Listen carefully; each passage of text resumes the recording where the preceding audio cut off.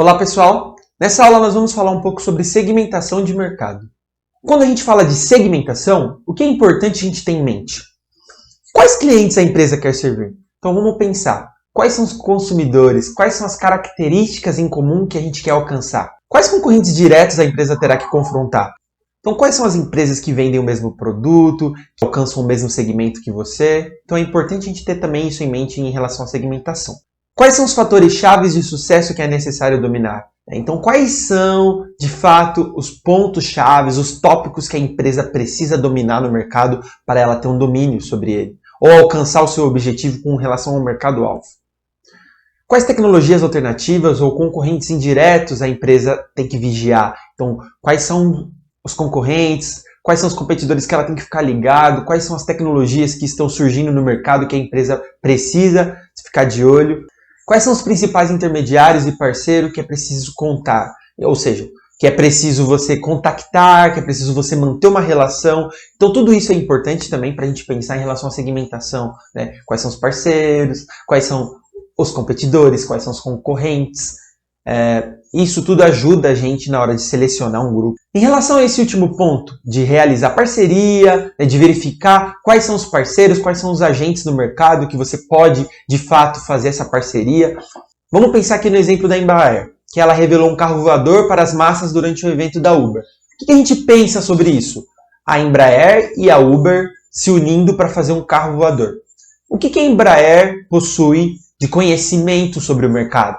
Ela domina o mercado aéreo, ela sabe como de fato tratar esse consumidor, ela sabe o que ela precisa comunicar, né? Quais são os pontos chaves para esse mercado, enquanto a Uber não. A Uber já domina outro tipo de serviço, que é o quê? Que é se comunicar com as pessoas que querem se deslocar, muitas vezes por uma distância mais curta, mas a Uber tem a expertise de conseguir se conectar com esse consumidor de uma maneira mais rápida, de pessoas que querem um serviço mais instantâneo, enquanto a Embraer domina a parte aérea, né, o serviço aéreo. Então essas empresas estão se unindo, cada uma com a sua característica, cada uma com seu expertise, para fazer um serviço, que é um carro voador. Né? Isso, carro voador para as massas. Né? Isso ajuda a gente a entender como cada parceria dentro do mercado ela pode ajudar a sua empresa. Muitas vezes, como é o caso da Uber e da Embraer, que não são concorrentes diretos, mas através do seu conhecimento eles podem sim levar uma tecnologia, elas podem sim levar um produto para o mercado que pode beneficiar ambos os lados.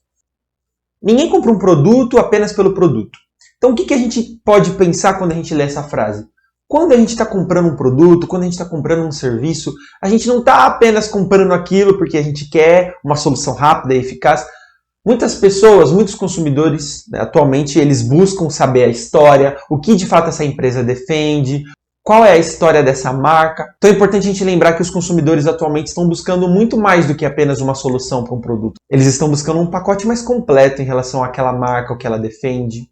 Atualmente a gente tem várias tecnologias. Então, se a gente pensar em relação a isso, diferentes tecnologias, como por exemplo, um avião e um carro. Se a gente quer se deslocar de São Paulo até Curitiba, a gente pode usar um avião, a gente pode usar um carro. São tecnologias diferentes. A gente vai atingir o mesmo objetivo, que é se deslocar até esse local. Então nós temos duas tecnologias diferentes para essa solução que a gente procura, que é se deslocar de São Paulo até Curitiba. Isso complementa o que está descrito no último tópico, né? Que as tecnologias evoluem rapidamente enquanto as necessidades genéricas se mantêm estáveis. Então se a gente utilizar de novo o exemplo do deslocamento, a gente vai ter a necessidade de se deslocar, de ir para um lugar para o outro. E sempre haverão tecnologias mais atuais, melhores do que existem atualmente. Então, para entendermos sobre segmentação, está aí na tela um conceito para a gente pensar um pouco melhor sobre isso.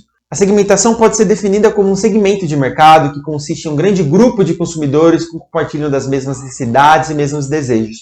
De novo, retornando, a ideia de que segmentação, dentro de um grupo maior, é a gente definir quais pessoas dentro daquele grupo compartilham das mesmas características, mesmos desejos, ou características similares, desejos similares, em que a gente pode fazer essa classificação e definir grupos menores. Falando um pouco sobre preferência, como a gente pode ver no slide, existem 3 definições para a gente entender um pouco das preferências dentro da segmentação. Primeiro são preferências homogêneas. Vamos pensar então em utilizar um serviço e só temos ele como opção. Tá bom, vamos pensar então em busca na internet. Quando você está em dúvida no que você buscar, ou tem uma palavra que você não entende, geralmente você vai para onde? As pessoas costumam ir direto para o Google. Ele é a nossa única opção. Apesar de existir outros buscadores, né? Como, por exemplo, o Bingo, como, por exemplo, o buscador da Yahoo. Mas as pessoas conhecem mais o Google. Para a gente ficou definido que ele é a nossa única opção. Então ninguém procura uma opção extra. Todo mundo vai direto para o Google. Então é uma preferência homogênea. No caso, os consumidores, as pessoas de uma forma geral, preferem o Google. Vamos agora para as preferências difusas. Então quando a gente está num mercado, por exemplo, e a gente vai comprar um shampoo. Nós temos muitas opções de marcas lá. A gente pode escolher marca X ou marca Y, porque esse mercado ele é composto por diversas marcas, não tem uma única marca que se sobressai. As preferências elas são difusas, elas são diversas. Então é difícil a gente segmentar um grupo de pessoas específicos que optam por uma marca ou por outra, porque não tem nenhuma preferência homogênea. Elas são difusas dentro desse mesmo grupo. Já as preferências de conglomerados, a gente pode utilizar então uma marca, que dentro do produto que a marca oferece, existem várias características de produtos diferentes. Vamos pensar então no exemplo da Danone. Então no gráfico a gente pode ver que a Danone ela oferece vários produtos com características diferentes para o seu consumidor. Então, se a gente pensar nesse gráfico, cremosidade versus doçura. Nós temos produtos que são mais cremosos, como por exemplo os iogurtes da Danone. Ou produtos que têm mais açúcar, como por exemplo o Danette, o Danap, o Danoninho. Então, dentro da mesma marca, da Danone, a gente tem produtos com características diferentes. Ou seja, um consumidor que vai consumir Danone, ele, dentro desse grupo de consumidores, a gente pode separar em conglomerados, que são pessoas que têm gostos, que têm desejos diferentes, mas que consomem Danone. Bem, pessoal, agora a gente vai falar um pouco sobre as bases para a segmentação. Em primeiro lugar, a gente tem aqui a segmentação geográfica. Então, como a gente define uma segmentação geográfica? Então, vamos pensar na região. Vamos pensar na região Nordeste, região Sudeste, região Sul do Brasil. Então, a gente está separando aí por regiões, ou seja, a gente está segmentando as pessoas pelo local onde elas vivem. A gente também pode separar pela cidade, pela densidade. Quando a gente fala em segmentação demográfica, a gente está indo mais por um dado mais numérico, como, por exemplo, idade, ou seja, sexo, se é masculino ou feminino, tamanho de família, etnia, ocupação. Então, são características demográficas. Já as características psicográficas se tratam do estilo de vida ou personalidade da pessoa, ou seja, grupos que possuem estilo de vida e personalidades similares. E, por fim, a segmentação comportamental. Ocasiões, benefícios, usos. Ou seja, pessoas que têm gostos e de ocasiões muito similares, né, usos ou atitudes similares. Então a gente pode classificar essas pessoas através da segmentação comportamental. Então agora a gente tem um exemplo aqui na tela, que é o caso do McDonald's. Aqui no Brasil a gente tem um lanche que chama Cheddar McMelt. Ele é muito famoso, muito conhecido, muitos consumidores gostam desse lanche, preferem esse lanche. Mas algo muito interessante em relação a isso é que esse lanche só existe no Brasil. Ou seja, ele só é comercializado aqui. Em outros lugares do mundo não existe. O que a gente pode pensar sobre isso? Que aqui no Brasil existe uma demanda pelo Cheddar McMelt. Ou seja, os consumidores possuem o mesmo gosto. É importante a gente lembrar disso porque muitas vezes nós pensamos que o McDonald's ele tem características similares em todos os lugares do mundo. Mas não. Aqui para o Brasil foi feito, né, foi comercializado o Cheddar McMelt porque os consumidores eles realmente gostam desse lanche. Então o McDonald's ele percebeu isso no segmento brasileiro e ele, a partir de então, comercializou o Cheddar McMelt para os brasileiros. Então aqui um exemplo de bases para segmentação é o caso da Serasa. A Serasa ela classificou a população brasileira em 11 grupos e 40 segmentos, baseados em aspectos financeiros, geográficos, demográficos e comportamentais. Então a Serasa ela é conhecida pelo seu braço jurídico aqui no Brasil, mas ela também lida com os consumidores. Ela busca entender como de fato os consumidores brasileiros pensam, como é possível classificar. E no material complementar dessa disciplina, a gente deixou aí um link para que seja possível vocês verem esse mosaico e como foi realizado essa classificação. Quando a gente fala de segmentação organizacional, ou seja, para empresas, para organizações, Nós temos algumas segmentações diferentes, como por exemplo, segmentações operacionais, que se baseiam em tecnologia, status de usuário, recursos de clientes. A gente tem também o exemplo da demográfica, que é o mesmo caso do consumidor em relação aos números, né, em relação aos dados, mas aqui mais é por setor, pelo porte da empresa, se ela é pequena, se ela é grande, pela localização.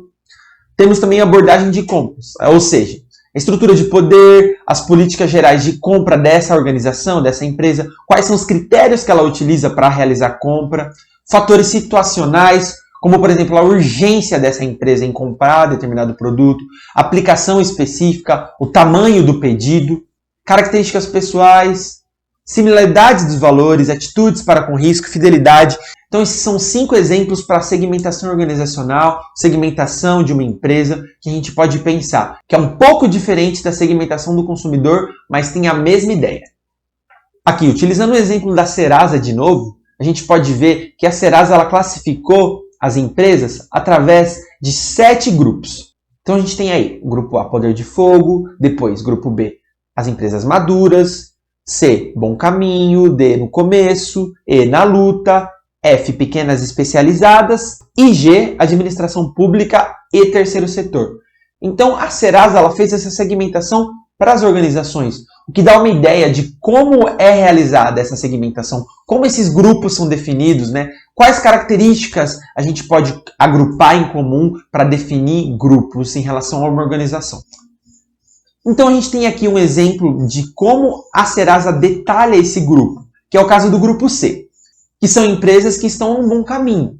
Então aí ela disse que são empresas que são consideradas sólidas devido aos seus indicadores financeiros e suas operações que apontam para o seu bom funcionamento.